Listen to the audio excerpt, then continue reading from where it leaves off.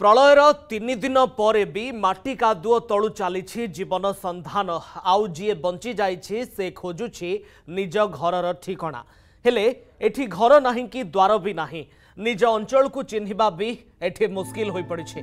प्रकृतिर तांडव जे केते भयंकर ए वीडियो रु आपण माने अनुमान करि पारुथिबे निश्चित भाव में दर्शक बंधु। जम्मू काश्मीर किश्तवाड़ रे प्रलयंकारी तांडव सबु किछि ध्वस्त विध्वस्त करि दैछि। एजाए प्राय 70टी मृतदेह उद्धार होइथिबा बेले एबे भी अनेक निखोज अछंती। भारतीय सेना एनडीआरएफ एसडीआरएफ पुलिस एवं स्थानीय प्रशासन लागिछंती उद्धार कार्य रे। उछुळा पानी सुअरे अनेक भासी जाइछंती।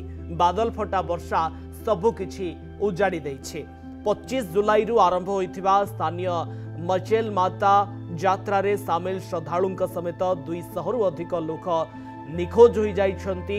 शताधिक लोकन को जीवंत उद्धार करी हॉस्पिटल रे भर्ती करा जाइछे। किश्तवाड़ रो चसोती गाँव रे विपर्जय रे 2 जण जवान को मध्य जीवन जाइछि। एबे माटी तळु जीवन खोजा जोरसोर रे चलीछि।